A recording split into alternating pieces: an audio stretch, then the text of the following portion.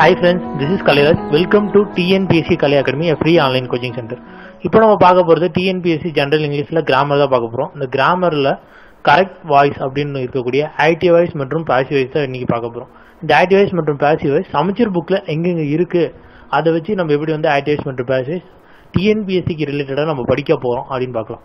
சமச்சீர் புக்ல இருக்கக்கூடிய நீங்க ஆக்டிவ் வாய்ஸ் மற்றும் பாசிவ் வாய்ஸ் ரொம்ப வந்து தெளிவாகவும் டீட்டெயிலாகவும் வந்து கொடுத்துருக்காங்க. அதை நீங்க ரெஃபர் பண்ணி படிச்சாலே போதும். எக்ஸாம் பாயிண்ட் ஆஃப் வியூல நீங்க ஈஸியா வந்து ஆக்டிவ் பாசிவ் கேட்டா நீங்க ஈஸியா ஸ்கோர் பண்ண முடியும். ஃபர்ஸ்ட் நம்ம 8th ஸ்டாண்டர்ட் டேர்ம் 2 புக்ல இருக்கக்கூடிய ஆக்டிவ் பாசிவ் பார்க்கறதுக்கு முன்னாடி அது 8th ஸ்டாண்டர்ட் புக்ல இருக்கு பாருங்க. டிரான்சிட்டிவ் அண்ட் இன்ட்ரான்சிட்டிவ் வெர்ப்ஸ்னு இருக்கு. இது என்னன்னு தெரிஞ்சுக்கிட்டு ஆக்டிவ் மற்றும் பாசிவ் குள்ள போலாம்.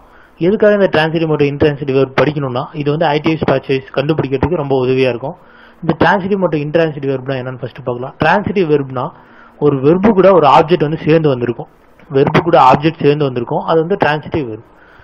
இன்ட்ரான்சிட்டிவ் வெர்ப்னா வெர்பு கூட ஆப்ஜெக்ட் சேர்ந்து வந்திருக்காது. அது வந்து இன்ட்ரான்சிட்டிவ். Very simple. வெர்பு கூட ஆப்ஜெக்ட் இருந்தா அது டிரான்சிட்டிவ். வெர்பு கூட ஆப்ஜெக்ட் இல்லைன்னா அது இன்ட்ரான்சிட்டிவ். கீழே இருக்கக்கூடிய எக்ஸாம்பிள்ஸ் பாருங்க. ப்ளீஸ் பாஸ் த சால்ட் அப்படின்னு இருக்கு. இதுல வந்து பாஸ்ன்றது ஒரு வெர்பு, அந்த சால்ட்ன்றது தி சால்ட்ன்றது ஒரு ஆப்ஜெக்ட். வெர்பு கூட ஆப்ஜெக்ட் சேர்ந்து வந்திருக்கு. நம்ம என்ன பார்த்தோம், வெர்பு கூட ஆப்ஜெக்ட் சேர்ந்து வந்தா டிரான்சிட்டிவ் அப்படின்னு பார்த்தோம். அப்போ இது வந்து ஒரு டிரான்சிட்டிவ் வெர்ப். அடுத்து இன்னொரு டோன்ட் வெயிட் ஹியர் அப்படின்னு இருக்கு. இதுல வந்து வெயிட்ன்றது வந்து ஒரு வெர்ப். ஆனா வந்து இங்க என்ன கொடுக்க கிடையாது, ஆப்ஜெக்ட் கொடுக்க கிடையாது. வெர்பு கூட ஆப்ஜெக்ட் இங்க இல்ல. வெர்பு கூட ஆப்ஜெக்ட் இல்லைன்னா அது வந்து இன்ட்ரான்சிட்டிவ். கீழே இருக்கக்கூடிய ரெண்டுக்கு ஃபர்ஸ்ட் ஒன்று டிரான்ஸ், அடுத்தது இன்ட்ரான்ஸ். ஓகே, டிரான்சிட்டிவ் மற்றும் இன்ட்ரான்சிட்டிவ் பார்த்தாச்சு. இப்போ நம்ம பாசிவ் வாய்ஸ்னா என்ன, ஆக்டிவ் வாய்ஸ்னா என்னன்னு பார்க்கலாம். ஃபர்ஸ்ட் வந்து ஆக்டிவ் வாய்ஸ்னா என்னன்னு பாத்தீங்கன்னா ஒரு நவுன் கூட சப்ஜெக்ட் அது கூட டூயர் வந்து சேர்ந்து வரும். அந்த டூயர் அப்படின்னா என்னன்னா டூயிங் த ஆக்ஷன் அப்படின்னு அர்த்தம். ஒரு ஆக்ஷன் வந்து குறிக்கக்கூடிய சப்ஜெக்ட் வந்து ஒரு ஆக்ஷன் வந்து செஞ்சுட்டு இருக்கிற மாதிரி இருக்கிறது வந்து ஆக்டிவ். அதே மாதிரி சப்ஜெக்ட் வந்து ஆக்ஷனை வந்து செய்யாம அமைதியா இருக்கக்கூடியது வந்து பாசிவ். ஆக்டிவ்னா ஆக்டிவா இருக்கும், பாசிவ்னா அமைதியா இருக்கும். நீங்க ஞாபகம் வச்சுக்கலாம். ஆக்டிவ்னா ஆக்டிவா இருக்கும், பாசிவ்னா அமைதியா இருக்கும் அப்படின்னு நீங்க ஞாபகம் வச்சுக்கலாம். ஆக்டிவ்னா சப்ஜெக்ட் வந்து ஒரு ஆக்ஷன் வந்து செஞ்சுட்டு இருக்கும். சப்ஜெக்ட் ஒரு ஆக்ஷனை செஞ்சுட்டு இருந்தா அது வந்து ஆக்டிவ் வாய்ஸ். சப்ஜெக்ட் வந்து ஒரு ஆக்ஷனை செய்யாம அமைதியா இருந்தா அது வந்து பாசிவ் வாய்ஸ். முடிஞ்சது. சரி, சில எக்ஸாம்பிள்ஸ் இருக்கு. இந்த ஆக்டிவ் வாய்ஸ் என்ன, பாசிவ் வாய்ஸ், சில எக்ஸாம்பிள்ஸ் பார்க்கலாம். They sing song in the assembly அப்படின்னு இருக்கு. இது என்ன வாய்ஸ்ன்னு கண்டுபிடிங்க பார்க்கலாம். They sing song in the assembly. இதுல வந்து ஃபர்ஸ்ட் நம்ம சப்ஜெக்ட் எங்க இருக்குன்னு கண்டுபிடிக்கலாம். டேன்றது சப்ஜெக்ட். ஓகே, சிங்ன்றது என்னது, ஒரு ஆக்ஷனை குறிக்கக்கூடியது. அப்ப டே இந்த சப்ஜெக்ட் வந்து ஆக்ஷன் கூட சேர்ந்து வந்திருக்கு. அப்ப இது என்ன வாய்ஸ், ஆக்டிவ் வாய்ஸ். அடுத்து செகண்ட் ஒன்று பாருங்க. a notice was sent by the manager அப்படின்னு இருக்கு. இதுல வந்து சப்ஜெக்ட் எங்க இருக்குன்னு ஃபர்ஸ்ட் கண்டுபிடிங்க. சப்ஜெக்ட்ன்றது என்னது, மேனேஜர். சப்ஜெக்ட் கடைசியில இருக்கு. வாஸ் சென்ட் அப்படின்னு தான் இருக்கு. இங்க வந்து ஒரு ஆக்ஷன் வந்து குறிக்க கிடையாது. அப்ப இது வந்து பாசிவ் வாய்ஸ். சரி, இன்னும் சிம்பிளா ஆக்டிவ் வாய்ஸ் பாசிவ் வாய்ஸ் எப்படி கண்டுபிடிக்கணும், எடுத்த உடனே ஸ்டார்டிங்லேயே ஒரு சப்ஜெக்டும் ஒரு ஆக்ஷனும் வந்து வந்துடும். அப்போ வந்து அது ஆக்டிவ்னு கண்டுபிடிச்சிடலாம்.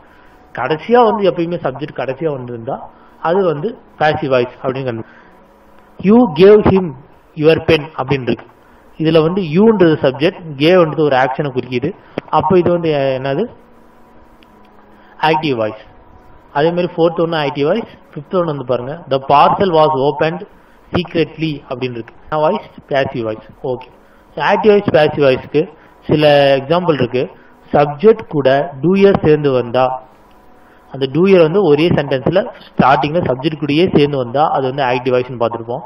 அதே கீழே பாருங்க, சப்ஜெக்ட் கூட நோட்டீஸ் பண்ணக்கூடிய டூயர் வந்து சேர்ந்து வராம மேனேஜ் பண்ற மாதிரி இருந்தா அது வந்து பாசிவ் வாய்ஸ் அப்படின்னு கொடுத்துருக்காங்க. ஓகே, அடுத்து நம்ம 9th ஸ்டாண்டர்ட் டேர்ம் 2 புக்ல இருக்கு பார்க்க போறோம். இதுல ஆக்டிவ் வாய்ஸ் பாசிவ் என்னன்னு கொடுத்துருக்காங்கன்னா, ஆக்டிவ் வாய்ஸ் என்பது டிரான்சிட்டிவ் மற்றும் இன்ட்ரான்சிட்டிவ் சார்ந்திருக்கும் அப்படின்னு வந்து சொல்லியிருக்காங்க. Active voice can be used both transitive and intransitive. Active வாய்ஸ்ல டிரான்சிட்டிவ் இருக்கும், இன்ட்ரான்சிட்டிவ் இருக்கும் அப்படின்னு சொல்லியிருக்காங்க. பாசிவ் வாய்ஸ்ல எது மட்டும் தான் இருக்குமா, டிரான்சிட்டிவ் மட்டும் தான் பாசிவ் வாய்ஸ்ல இருக்குமா. அப்ப நீங்க பாசிவ் வாய்ஸை ஈஸியா கண்டுபிடிச்சிடலாம். அதுல வந்து டிரான்சிட்டிவ் மட்டும் இருந்தா அது வந்து பாசிவ் வாய்ஸ் அப்படின்னு கண்டுபிடிச்சிடலாம். சப்போஸ் டிரான்சிட்டிவ் மற்றும் இன்ட்ரான்சிட்டிவ் ரெண்டும் இருந்தா அதை வந்து ஆக்டிவ் வாய்ஸ் நீங்க ஈஸியா வந்து கண்டுபிடிச்சிடலாம். ஓகே, அடுத்து 10th ஸ்டாண்டர்ட் புக்ல இருக்கிறது சில வந்து ஆக்டிவ் வாய்ஸ் மற்றும் பாசிவ் வாய்ஸ்லாம் என்ன கொடுத்துருக்காங்க, அதை நீங்க பிராக்டிஸ் பண்ற மாதிரி நீங்க வந்து போட்டு பார்த்துக்கலாம். அடுத்து நம்ம 12th பார்க்கலாம். 12th புக்ல வந்து பாசிவ் வாய்ஸ் என்ன, ஆக்டிவ் வாய்ஸ் என்னன்னு டீட்டெயிலா வந்து கொடுத்துருக்காங்க. அதுல ஃபர்ஸ்ட் சில எக்ஸாம்பிளோட ஸ்டார்ட் பண்ணியிருக்காங்க. அந்த எக்ஸாம்பிள் வச்சு நம்ம ஃபர்ஸ்ட் பார்க்கலாம். ஃபர்ஸ்ட் பாருங்க, the fisherman caught a strange fish அப்படின்னு இருக்கு. இதுல வந்து த ஃபிஷர்மேன், ஃபிஷர்மேன்ன்றது தான் சப்ஜெக்ட். அடுத்து காட்ன்றது வெர்ப், ஒரு ஆக்ஷனை குறிக்கக்கூடிய ஒரு வெர்ப். அதனால இது வந்து ஆக்டிவ் வாய்ஸ். ஓகே, இது வந்து எப்படி ஆக்டிவ் வாய்ஸ் வந்துருன்னு கீழே வந்து டீட்டெயிலா கொடுத்துருக்காங்க. ஒரு ஏஜென்ட் அல்லது ஒரு டூயர் கூட ஒரு ஆக்ஷன் வந்து சேர்ந்து வந்திருக்கு, அதுதான் த ஃபிஷர்மேன். அப்ப அந்த ஃபிஷர்மேன் தான் என்னது, சப்ஜெக்ட். ஓகே, அப்ப இதுல வந்து ரிசீவர் ஒரு ஆக்ஷன் வந்து குறிக்குது, அது யாரு, ஃபிஷ். ஃபிஷ் தான் வந்து இதுல வந்து ரிசீவர், அது வந்து ஒரு ஆக்ஷனை குறிக்கக்கூடியது. அது காட்ன்றது தான் வந்து ஆப்ஜெக்ட். ஏன் அப்படின்னா அது வந்து ஒரு வெர்பை குறிக்கக்கூடியது. சரி, ஃபிஷ்ன்றது ஆப்ஜெக்ட், அது காட்ன்றது ஒரு வெர்பு. ஓகே, திருப்பி பார்க்கலாம். The fisherman caught a strange fish அப்படின்னு இருக்கு. இதுல த ஃபிஷர்மேன் என்னது, சப்ஜெக்ட். அது மட்டும் இல்லாம இதுல வந்து டூயர் ஆக்ஷன் வந்து குறிக்குது. அடுத்து ஃபிஷ்ன்றது என்னது, ஆப்ஜெக்ட். இது வந்து ஒரு ரிசீவர் வந்து குறிக்குது. அடுத்து வெர்பு என்னது, காட். ஓகே, மூணுமே நமக்கு வந்து பார்த்தாச்சு. அப்ப த ஃபிஷர்மேன்றது சப்ஜெக்ட், இந்த சப்ஜெக்ட் கூட வெர்பு வந்து வந்திருக்கு. அதே மாதிரி அந்த வெர்பு வந்து டூயர் கூட வந்து சேர்ந்தது இருக்கு, அதனால இது வந்து ஆக்டிவ் வாய்ஸ். ஓகே, அடுத்து second example, a strange fish was caught by the fisherman அப்படின்னு இருக்கு. இதுல வந்து என்ன, இது வந்து பாசிவ் வாய்ஸ் அப்படின்னு சொல்லியிருக்காங்க. சரி, கீழே வந்து அதுக்கு வந்து விரிவாக்கமும் கொடுத்துருக்காங்க. அது என்னன்னு பாருங்க. எ ஸ்ட்ரேஞ்ச் ஃபிஷ் அப்படின்றது ஆப்ஜெக்ட், எடுத்த உடனே ஆப்ஜெக்ட் வந்துருச்சு. ஓகே, அடுத்தது ஃபிஷர்மேன் அப்படின்றது என்னது, சப்ஜெக்ட். அது எங்க இருக்கு, கடைசியா இருக்கு. முன்னே நம்ம பார்த்திருப்போம், சப்ஜெக்ட் எப்பயுமே கடைசியா வந்தா அது வந்து பாசிவ் வாய்ஸ், நீங்க கண்ணு மூடிட்டு போட்டுடலாம் அப்படின்ட்டு. ஓகே, இது வந்து பாசிவ் வாய்ஸ்.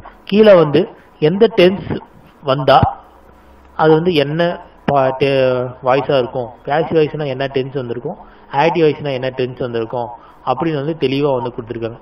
நம்மளுக்கு வந்து எக்ஸாம்பிள் எப்படி கேட்பாங்கன்னா, ஜஸ்ட் ஒரு ஆக்டிவ் வாய்ஸ் கொடுத்துட்டு இது வந்து பாசிவ் வாய்ஸா ஆக்டிவ் வாய்ஸான்னு கேட்பாங்க. இல்ல சம்டைம்ஸ் வந்து ஒரு பாசிவ் வாய்ஸ் இல்ல ஆக்டிவ் வாய்ஸ் கொடுத்துட்டு இது வந்து பாசிவ் வாய்ஸா வந்து மாத்துங்க அப்படின்னு ரொம்ப சிம்பிளா தான் இருக்கும். ஆனால் நீங்க ஈஸியா வந்து அடிச்சிருந்தோம். இதோட ஆக்டிவ் வாய்ஸ் மற்றும் பாசிவ் வாய்ஸ் முடிஞ்சது. நீங்க 12th புக்ல கடைசியா பாத்தீங்கன்னா அதோட டென்ஸ், ஒரு டீடைல்ஸ், சில எக்ஸாம்பிள்ஸும் இருக்கும். அது வந்து நீங்க கைடு வச்சு கூட ரெஃபர் பண்ணி நீங்க வந்து அதை வந்து நீங்க சால்வ் பண்ணிக்கலாம். எந்த அளவுக்கு நீங்க வந்து கிராமர் பொறுத்தவரைக்கும் எந்த அளவுக்கு நீங்க ப்ராக்டிஸ் பண்றீங்களோ அந்த அளவுக்கு வந்து நீங்க எக்ஸாம்ல பிரைட்டா வந்து ட்ரெயின் பண்ண முடியும். தேங்க்யூ ஃபார் வாட்சிங் this video. For more video please subscribe. உங்களுக்கு ஏதாவது டவுட் இருந்தாலும் கீழே கமெண்ட் செக்ஷன்ல தெரிவிங்க. ஏதாவது எங்கள் வீடியோஸ் வந்து இன்னும் வந்து இம்ப்ரூவ் பண்ணணும் அப்படின்னு தெரிவிச்சாலும் கீழே வந்து கமெண்ட் செக்ஷன்ல கொடுங்க. இல்லை வேற ஏதாவது உங்களுக்கு வந்து தெரிவிக்கணும் அப்படின்னா எங்கள் கீழே இருக்கக்கூடிய அந்த அஃபிஷியல் வெப்சைட்ல போய் நீங்கள் வந்து எங்களுடைய இமெயில் ஐடிக்கோ இல்லை எங்கள் மொபைல் நம்பருக்கோ நீங்கள் வந்து தெரிவிக்கலாம். தேங்க்யூ ஃபார் வாட்சிங் திஸ் வீடியோ.